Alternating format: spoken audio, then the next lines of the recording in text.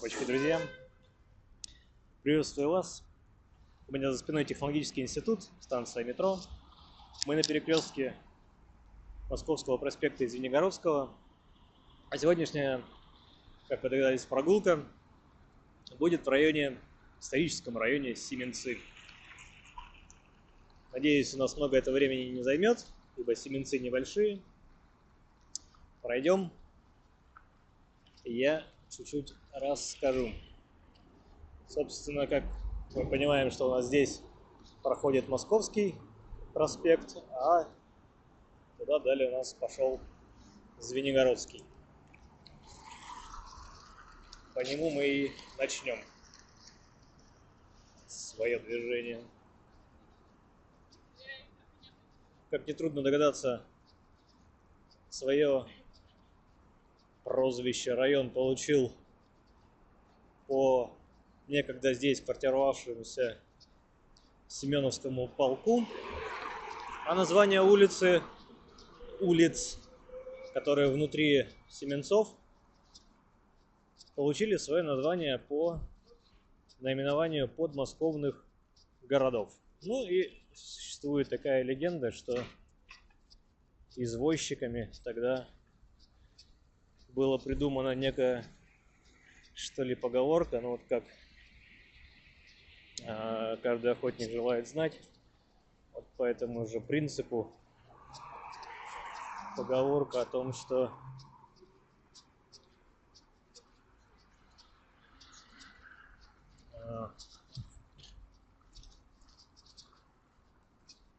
разве можно верить пустому слову балерины? Вот, это из головы. Это, конечно, спорный вопросик насчет балерины. Пустые ли у них слова были, но тут приходит на ум мысль о том, что на букву «Б» не балерина совсем. Ну, собственно, по этим улицам сейчас пройдем и узнаем их название. Первую улицу мы сейчас там перекресточек проскочили. Выходим на второй перекресток.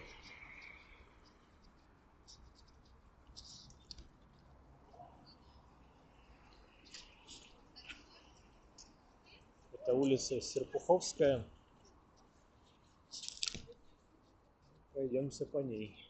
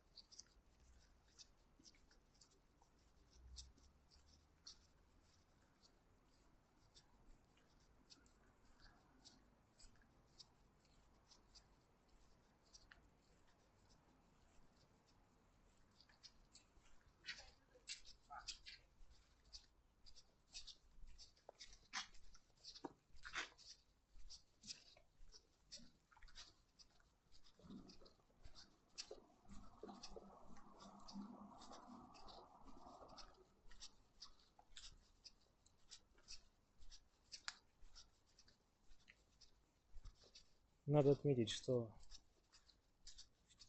в принципе район Семенцов, таким какой он есть сейчас, это типичная, скажем так, застройка начала 20 века. То есть практически все дома это там 1902, 5, 7, 12 годы. Самый последний дом в Семенцах, построенный перед Первой мировой войной, это 14 год. И вот первая наша достопримечательность в Семенцах — это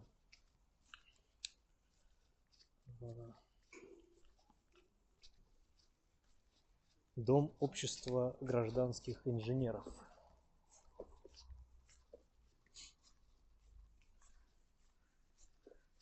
Построено как раз в 1902 году.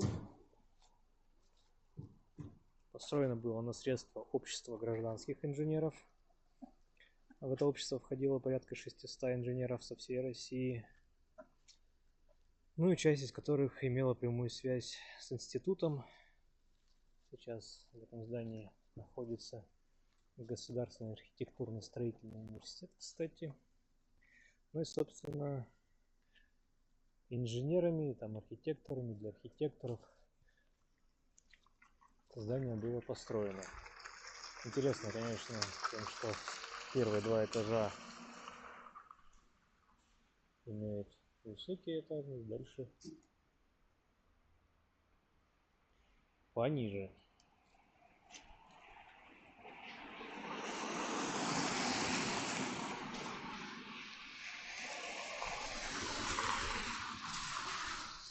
Ладно, двигаемся дальше.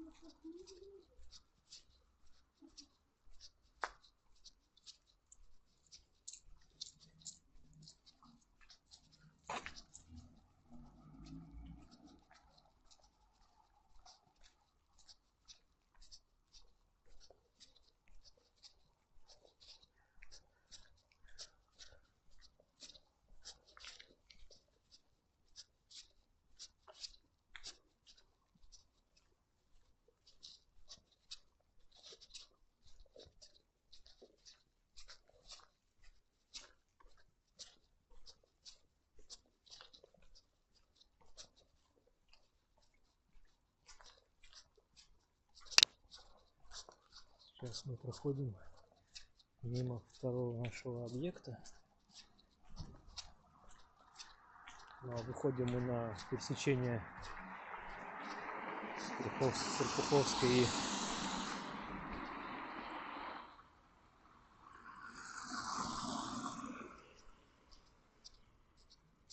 Клинского проспекта.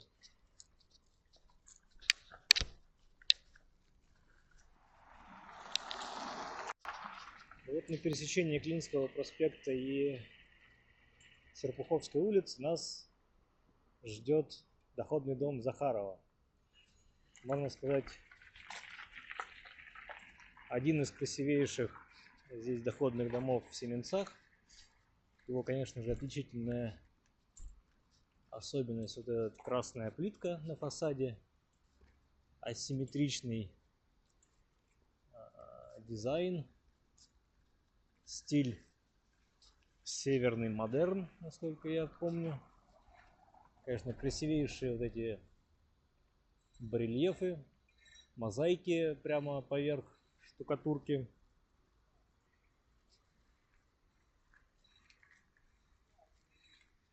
Конечно, со стороны, может быть, и издалека дом не такой презентабельный и красивый, но как раз, как и все со стилем северный модерн, вся красота в мелочах,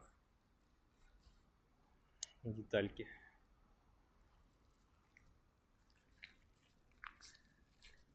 Сейчас мы переходим на Бронницкую улицу.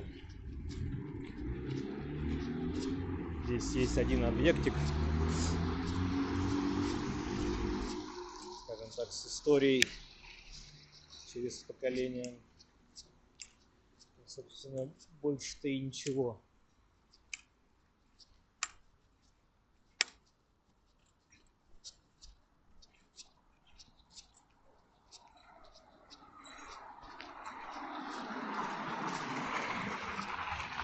Даже, наверное, перейдем Бронницкую. Это вот Бронницкая, это из той поговорки, это как раз та балерина Б. Разве можно верить пустым словам балерины?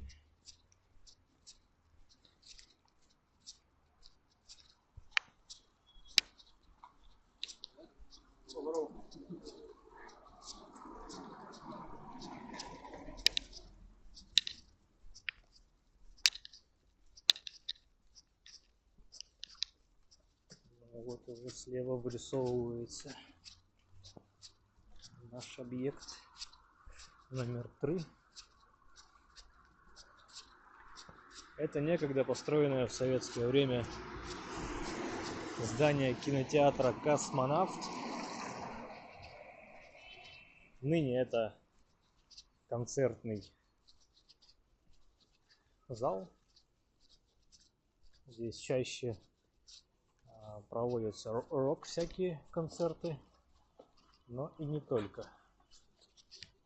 Наверное, даже, может быть, сейчас, думаю, есть смысл заглянуть, посмотреть, какие афиши, если они там есть. Вот осталось такое панно с тех времен.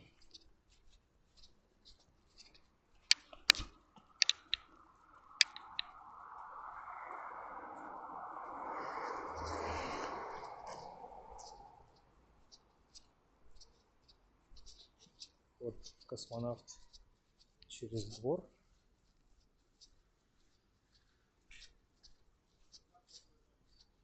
Ну и, собственно, здесь у нас вход.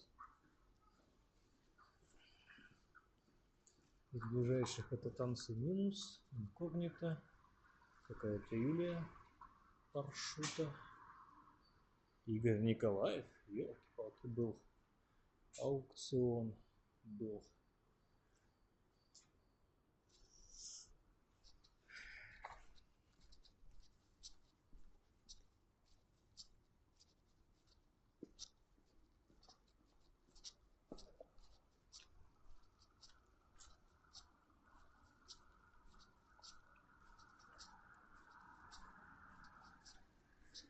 Ну, а мы двигаемся дальше.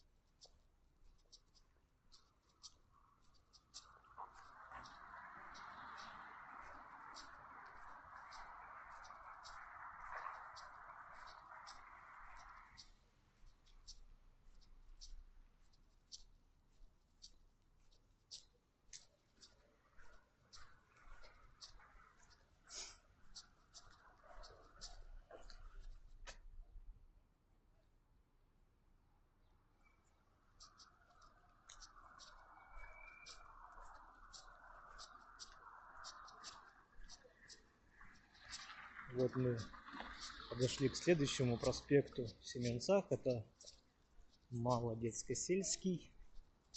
Такое практически трудно выговариваемое.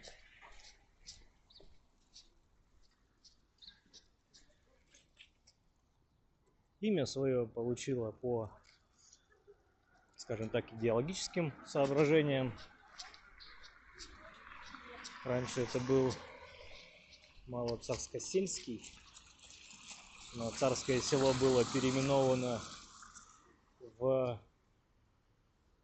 Детское село. Ну и, собственно, что повлекло за собой переименование и проспекта. Уже и детского села нет, но проспект, слава богу, существует. Ну, село-то есть. Город Пушкин.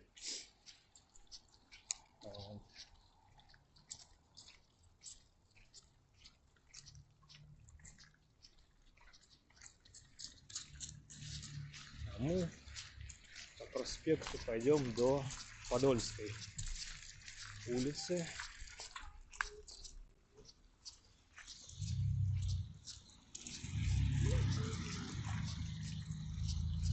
Такими петлями будем ходить. Вот мы уже опять на Серпуховской.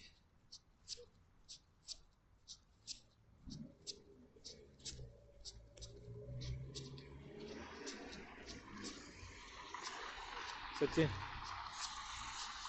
Проспекты в Семенцах больше напоминают бульвары.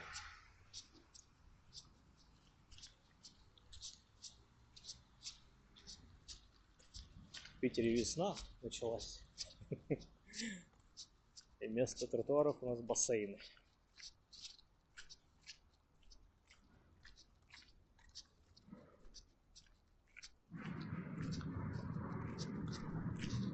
С минными заграждениями тут под ногами. Вот мы на пересечении с Подольской улицы, и у нас встречает дом 1912 года, доходный дом Ермолаева-Маслова. Тоже как и все доходный. Конечно, не шедевр, но образцовый такой, типовой постройки тех времен.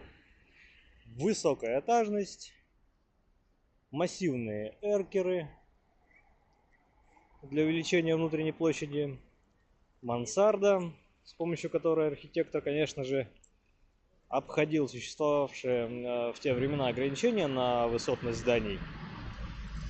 Ну и, как говорится, как можно больше квадратных метров — это главное. Собственно, этот дом — образчик всех принципов застройки того времени.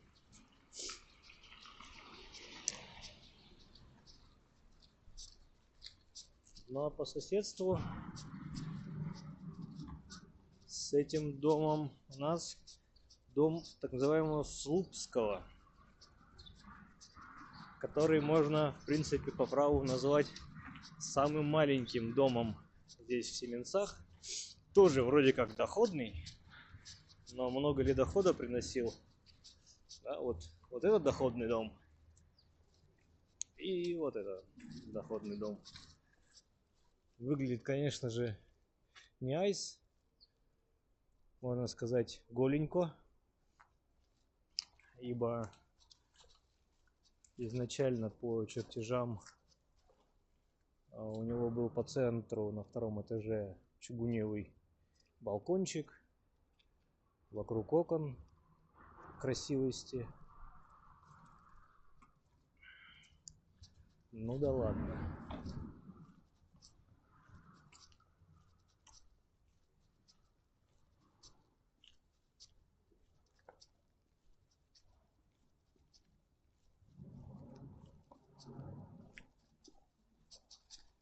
Здесь у нас на Подольской улице, и прямо по кадру, еще одно примечательное и для Семенцов рекордное здание, самое, можно сказать, узкое. Именно, видите, вот эту вставочку на, скажем так, шириной 2 окна. Это такой скромный, аскетичный дом. Конечно, парадокс для Семенцов. Но, видимо, как получилось.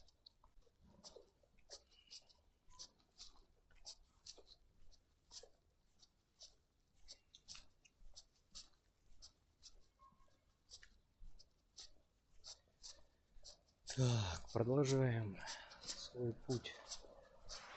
Опять двигаемся в сторону Загородного проспекта. Оттуда мы начинали. Здесь у нас по правую руку такой пустырек образовался.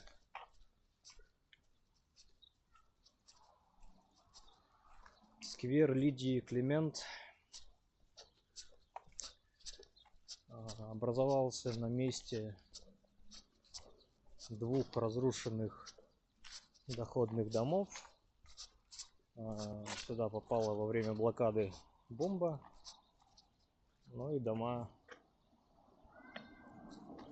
перестали существовать. Пойдем через него. Там лужа, играют дети. Скажем так, эхо войны здесь. Вот тоже примечательный вырубленные в стене окошки хаотично.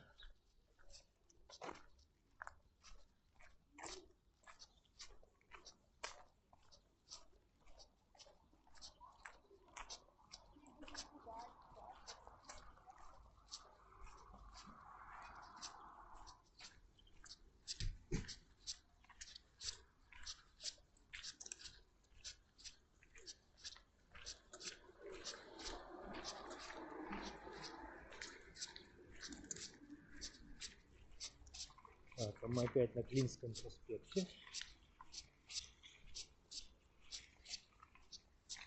Ну и нам надо вернуться на Подольскую улочку.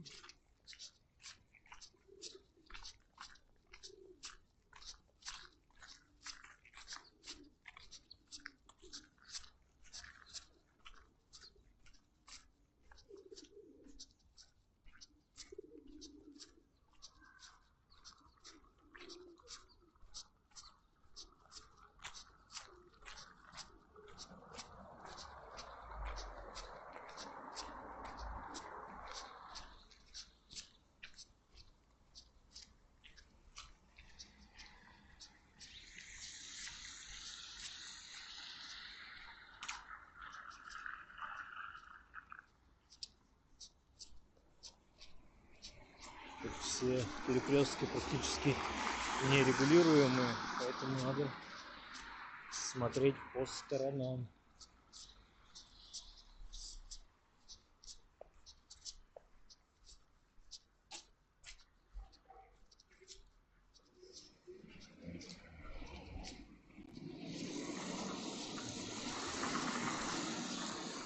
Ну, вот это тоже один из примечательных домов в стиле модерн. Доходный дом Рыбина. Постройки 1901 года.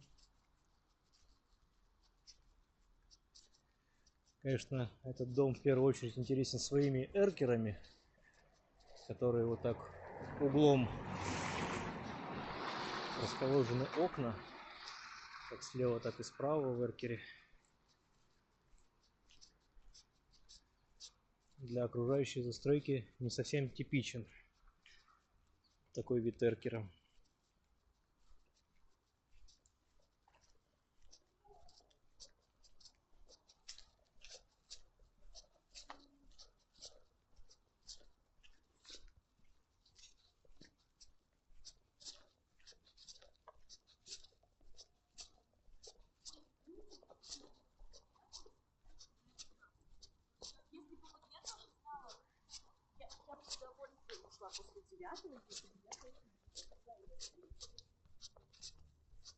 Очень интересно, конечно, тоже домик с такими окошками.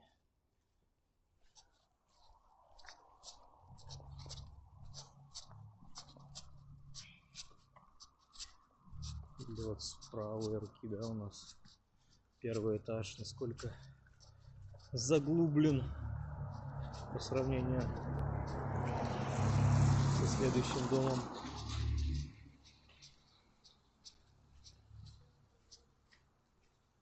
Есть такие, можно сказать, проходные дворы.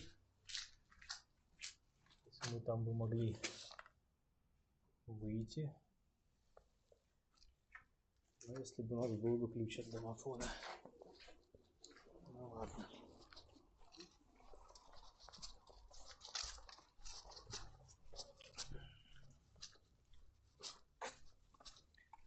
Вот мы подошли еще тоже к одному интересному дому. Доходный дом Потехина, называемый. В принципе, интересно то, что архитектор, построивший этот дом, также построил на Петроградке, на площади Льва Толстого, там, где сейчас театр имени Миронова, комедиантов, в народе просто дом с башнями. Собственно, один тот же человек построил его. Такой пример данный дома рационального модерна. Выполнено в простых формах. Его фасад облицован простой штукатуркой. Посередине такой асимметричная кирпичная кладка. Ну и по левую руку такой балкончики, что разбавляет общий вид здания.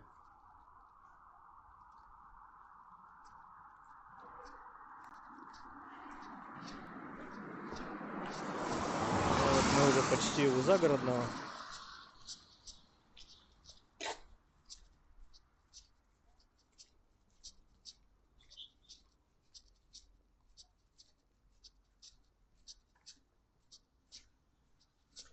Так, здесь перебежим, потому что нас сейчас будет интересовать дом по левую руку нашего движения, по ходу нашего движения. Вот этот грязно-зеленый доходный дом Васильевой 1908 года постройки.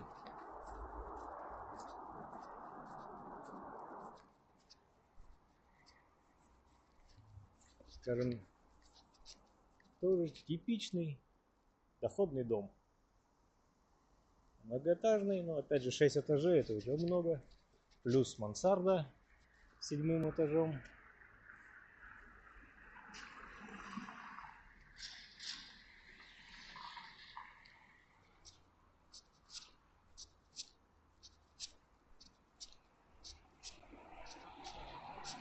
Ну а здесь сейчас придется обратно перейти, чтобы в кадр влез.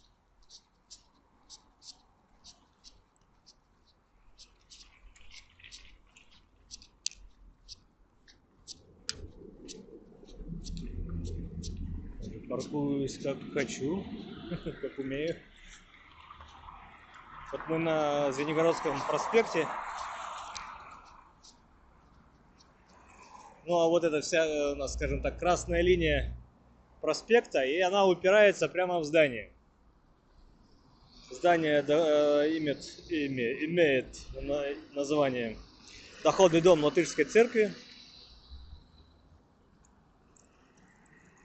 Собственно, почему Латышской церкви? Ведь здесь в Семенцах нет ни одной церкви, не осталось. Все были снесены в годы советской власти. А прямо за этим зданием как раз церковь-то латышская и находилась. Снесли ее, по-моему, в 30-х годах 20 века.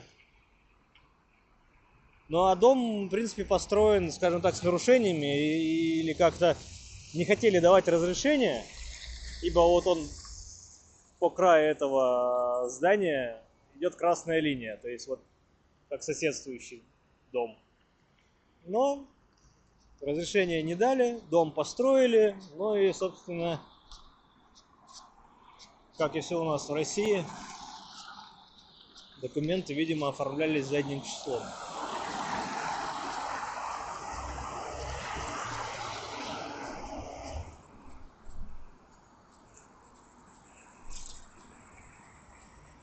Угу.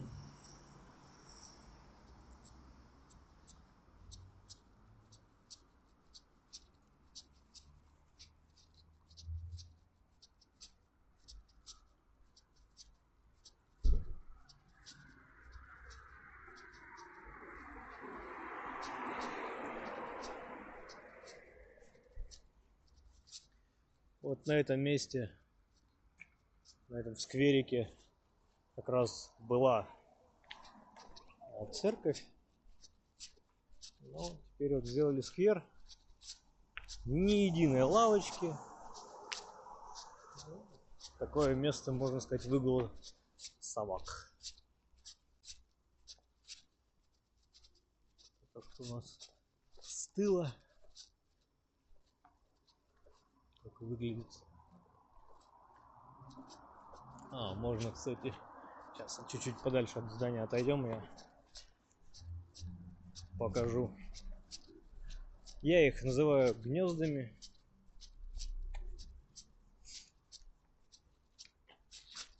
Так, в деревьях. Вот у нас на самом верху такая а-ля башенка. А это в годы блокады была смотровая, или как? Короче, зенитная точка для расстреливания вражеских самолетов, которые летели бомбить Петербург.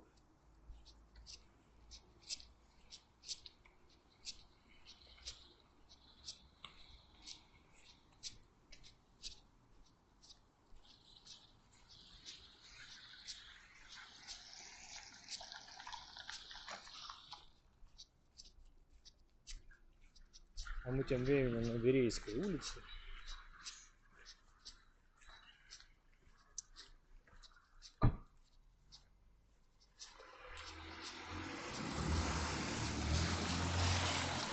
И нам надо тоже перейти на другую сторону.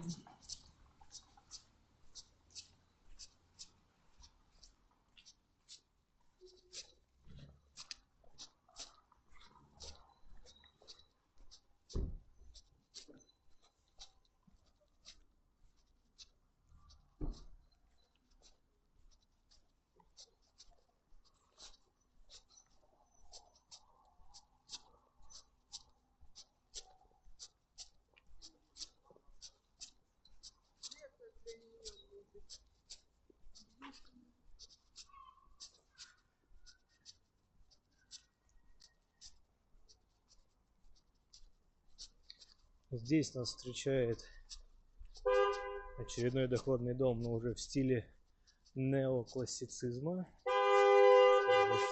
Что ты пикаешь? Доходный дом Балаева, построенный в 1914 году. Так, чуть-чуть здесь остановимся.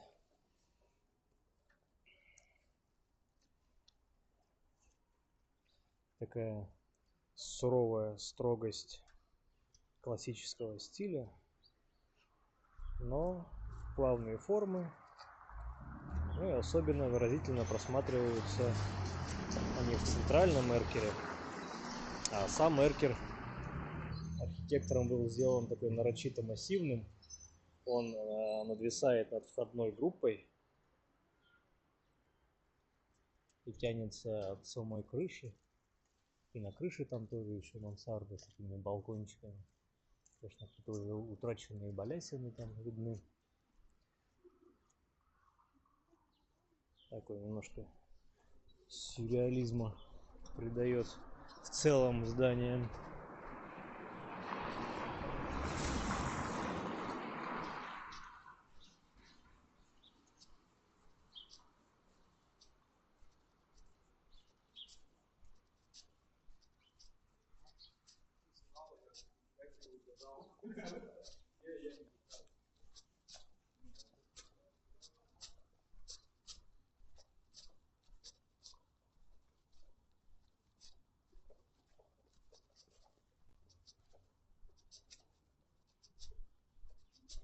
Здесь у нас, видимо, элементы реставрации. Балкон был, но пока его нет.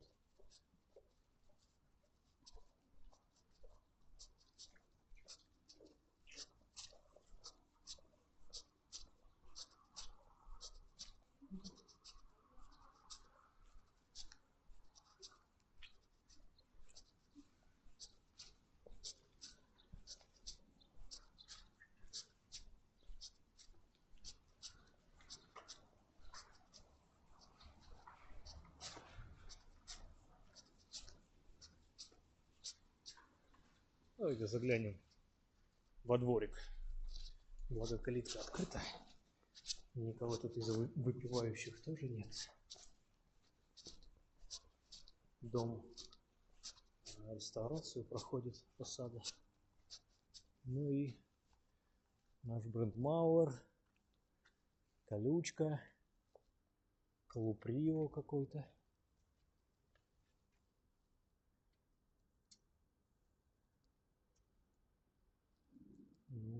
окна в окна, можно сказать.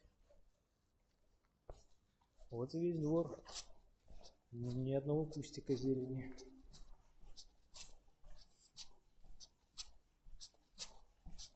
Стекло и бетон.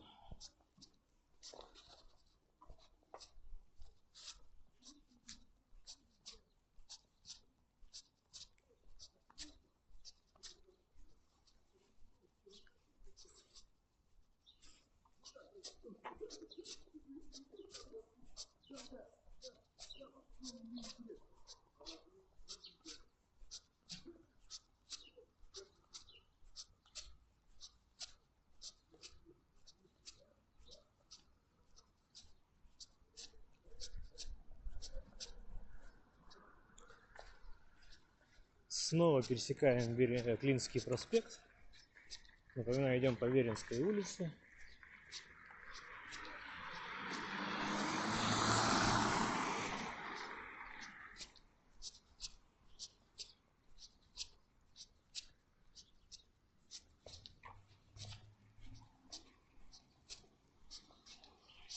Нам надо сейчас добежать до Молодецко-сельского проспекта.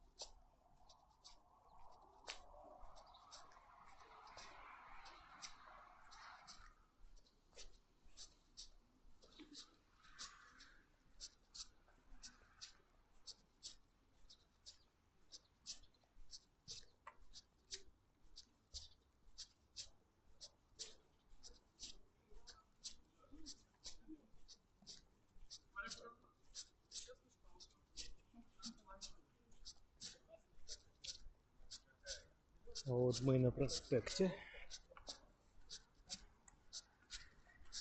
И делаем плавный разворот. Ну и перед нами, можно сказать, два здания. Так, наверное, даже нам надо еще перейти. Ибо одно не влезает. Близки мы к нему. Вот. Собственно, можно сказать, даже ансамбль двух зданий. Двух абсолютно разных зодчих. Слева это здание Пумпянских. Справа доходный дом Орлова. Скажем так, сами по себе, может, и не примечательны, но каждый дополняет друг друга, конечно, за счет вот башенок на углу. Также можно туда в их ансамбль включить и соседствующее с Пумпянскими здания, которые мы уже проходили, это доходный дом Ермолаева-Маслова. Да, вот такой мы крюк сделали. Ну и не будем никуда сейчас сворачивать. Продолжим движение по Веренской. Верейской. Извиняюсь, прошу прощения. И дойдем до водного канала.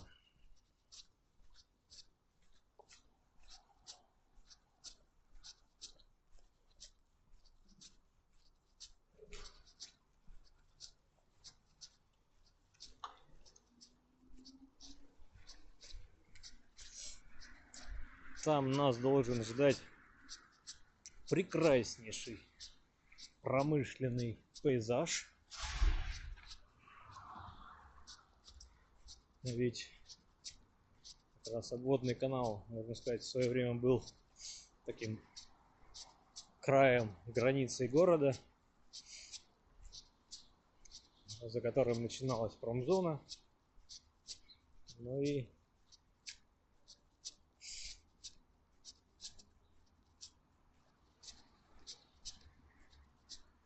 уже кусочек виднеется.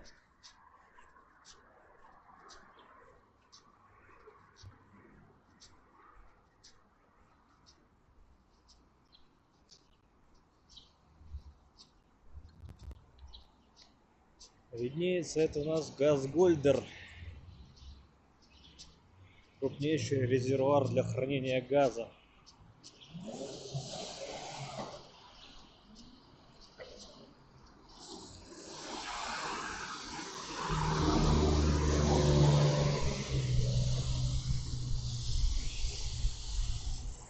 Вот такой шумный, промышленный обводный канал. Чуть-чуть пробежим. И здесь, собственно, граница, одна из границ Семенцов.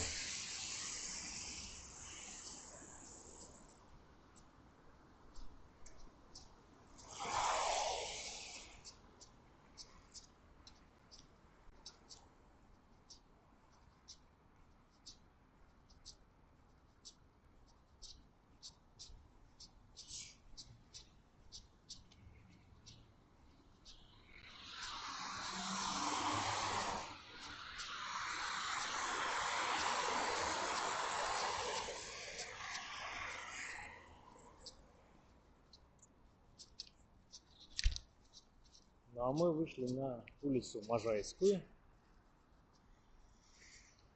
Вот, нас здесь встречает доходный дом Лядовых. Как раз тот дом, который был построен перед Первой мировой войной в 1914 году. Дом кирпичный, для того времени не типичный, ну как, не типичный, кирпичный, нетипичный. Тогда не было в десятых годах принято оставлять без штукатурки фасады, но можно сказать, что архитектор решил тем самым такой вопрос, как ансамбль самого обводного канала. То есть он был промышленный, и кирпичным мы оставляли здания промышленного назначения, но вот и жилой дом в поддержку им был оставлен в кирпиче.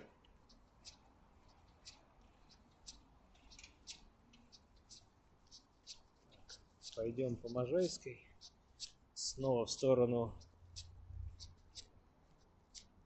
Загородного.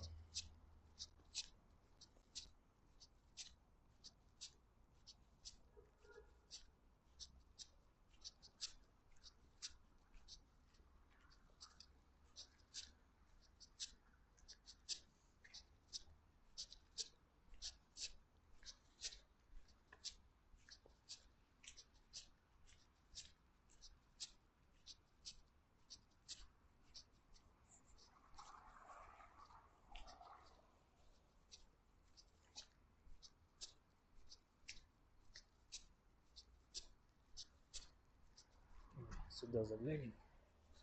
В дворик.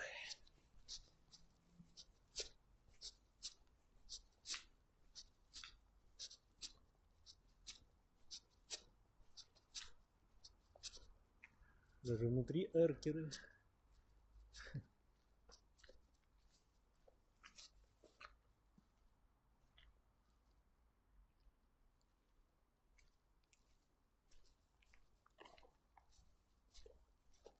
Такой типичный депрессивно-желтый цвет петербургских домов. Но опять же двор в асфальте. Только вот напоминают какие-то лианы о зелени возможной.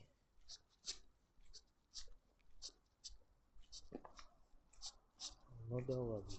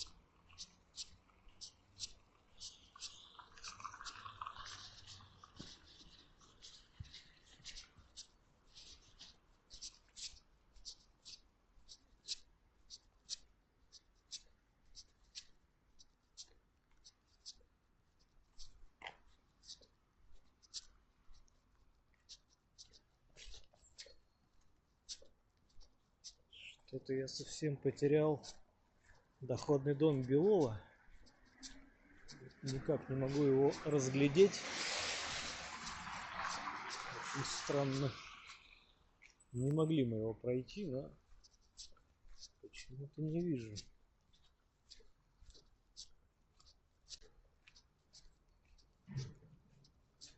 Опять же, должен быть типичный дом в стиле модерн. Такой северный модерн даже.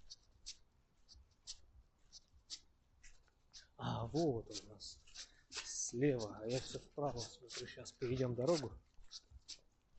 Ну, вот в этого дома фасад. Когда нижний этаж чем-то облицован. Ну и вот доходный дом Белова. Тоже стиль модерн. Первые два этажа выложены такой плиткой каменной. Сверху штукатурка. Как правило, темных тонов. Такой северный модерн. Но в этом доме, опять же, как и в другом стиле модерн, все в мелочах. Здесь вот эти грязненькие элементы изображают растительность. Ну и нам интересны. Так, надо отойти, чтобы увидеть. Это крыша.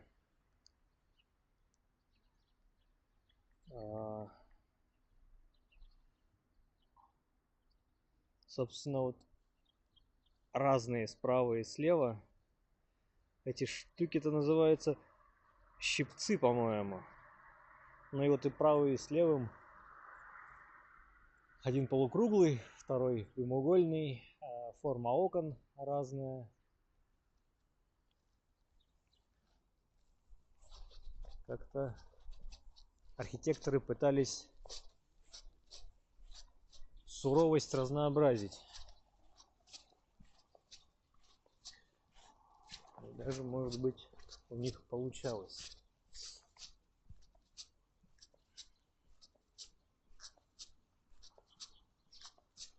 Любили они асимметричность в модерне.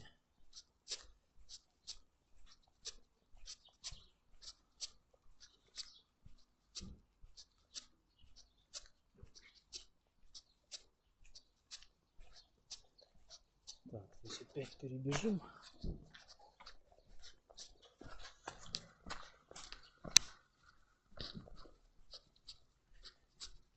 у нас здесь на перекрестке Можайской и Клинского проспекта.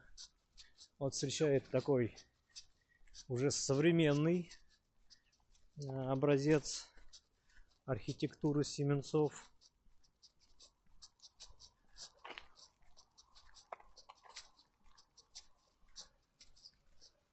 Здание современное, построено в 2003 году, но архитекторами была какая-то цель, что ли, или они ее вроде как достигли.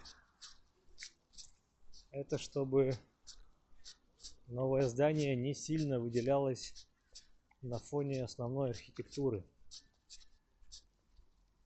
Тоже башенки, тоже эркеры, балкончики. Типичный стиль модерн. Там у нас вдалеке чуть-чуть поодаль виднеются как раз бывшие казармы Семеновского полка.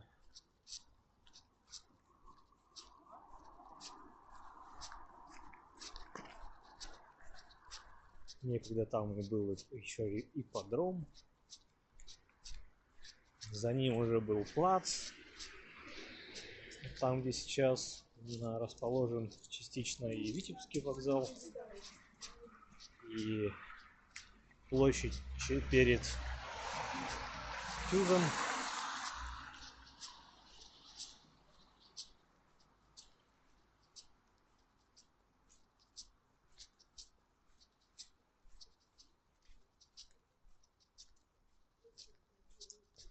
Вот тут интересно и примечательно следующее здание.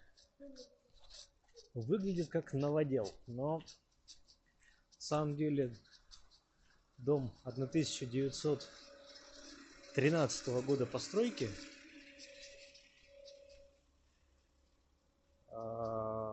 Выстроено в стиле неоклассицизма. И где-то в начале 2000-х годов оно подверглось реставрации, и такой мощной реставрации, и, по-моему, надстроено был этаж. И выглядит как новодел, но нет. И по левую руку от него другое. Доходный дом Бучкина. Такое скромное здание. Но, конечно, примечательно оно вот этим своим, опять же, разнонаправленными окнами в эркеры.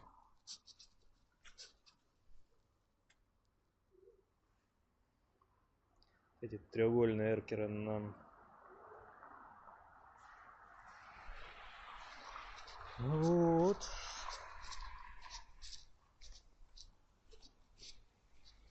Такая интересная входная группа.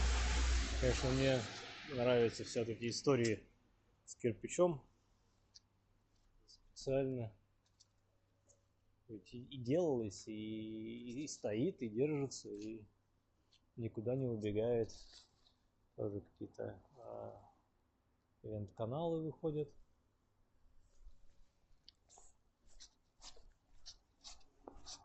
Но отсюда уже у нас рукой подать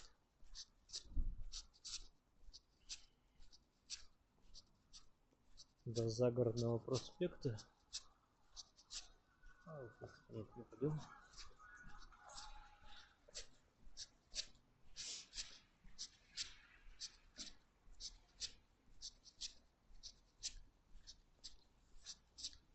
Просто я краем глаза заметил дворик, через который можно насквозь пройти на следующую улицу, на Разумовскую. Но нет, дойдем здесь до Загородного. Я там в какой-то момент, по-моему, Звенигородская сказал. Загородный так обозвал, но заговариваюсь. Прошу меня простить.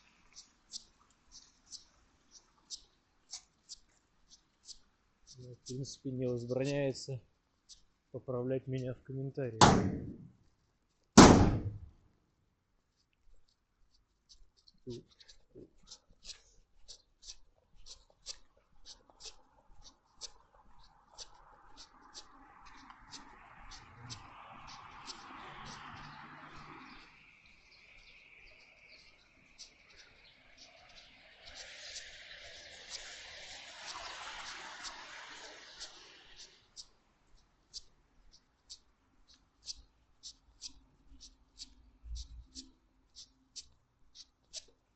Вот так можно ходить. В чем? Здесь каланча, пожарная часть.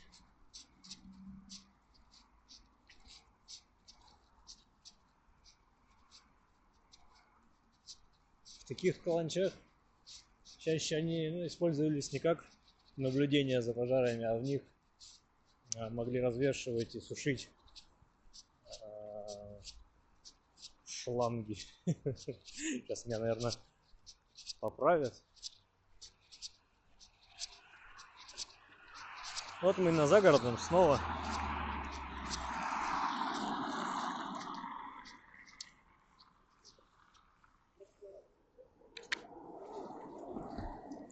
Спасибо, что прогулялись со мной.